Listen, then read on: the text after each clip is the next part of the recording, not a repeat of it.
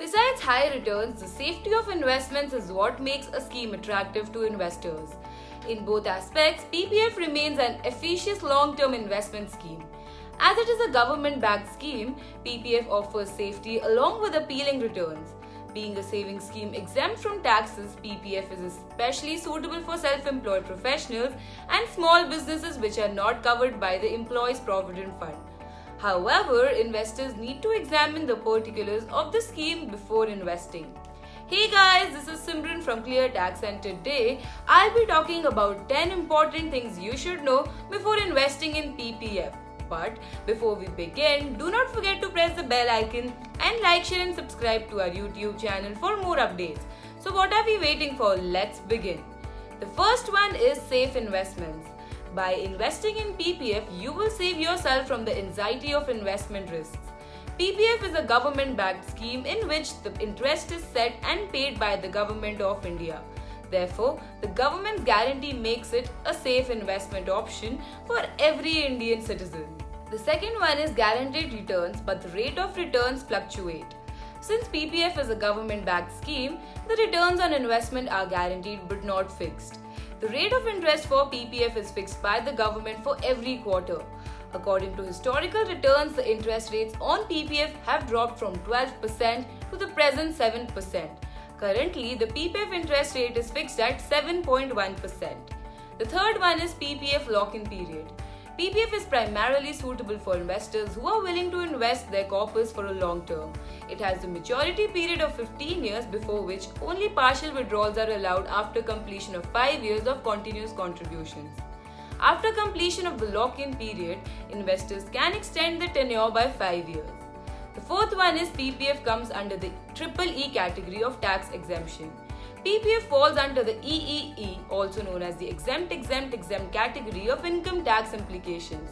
This implies that contributions of up to Rs 1.5 lakh in PPF are eligible for deductions under Section 80C of the Income Tax Act. Secondly, the interest earned on the principal amount as well as the maturity amount is exempt from taxes. So this can be a good enough reason for individuals to choose PPF.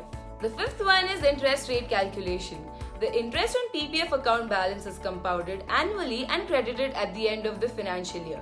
But the interest is calculated every month on the lowest balance in the account between 5th and the last day of the month.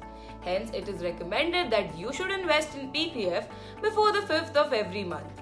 The sixth one is maximize PPF returns. Investors can maximize their returns from PPF. This can be done by investing Rs 1.5 lakh in one go at the starting of the financial year. Calculations of PPF interest are carried from April to March year. So if you want to maximize your returns, you should deposit the amount on or before 5th April every year. In this way, a one-time investment will earn interest for the entire year. The seventh one is ideal fund for child's future. PPF accounts can be opened by a parent or guardian in the name of a minor. After the minor turns 18, Rs 1.5 lakh can be invested in his or her name separately. This will give the child a separate income. PPF is an ideal investment instrument for the future of the child and educational needs. The eighth one is you can take a loan against PPF balance. This is another great benefit of PPF. In times of emergencies, you can take a loan against PPF balance. However, the loan facility is available from the 3rd financial year up to 6th financial year from the date of opening the account, and a second loan can be obtained only after the closure of the first loan. The ninth one is no contributions is equal to inactive PPF. An investor is required to make a minimum investment of Rs 500 annually. A maximum investment of Rs 1.5 lakh can be made in 1 year in PPF account. In case the investor fails to make the minimum contribution per year, the account becomes inactive. To revive the account, a written request should be made along with a fine of Rs 50 for each year the account has been inactive. The last one is distributing the income. If you open a PPF account in the name of your spouse, you will be able to benefit more. According to the tax laws in India, if any amount gifted to a spouse is invested, the income from the invested amount will be clubbed with the benefactor's income. Since PPF is a tax-free investment, your tax liability won't be pushed. So you will be able to invest Rs 1.5 lakh a year in PPF and avail the benefits. Individuals who are willing to invest in a long-term period in a government-backed scheme should invest in PPF. It is especially a benefiting scheme for self-employed people and small businessmen who are not benefited by the EPF. Also, individuals who want to start saving and also enjoy tax-free investments can invest in the Public Provident Fund. So what are you waiting for? Go invest in PPF right now.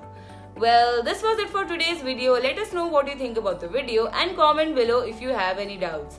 We will try to reply to it as soon as we can. Stay tuned to our channel for more informative videos like these. Till then, goodbye and take care.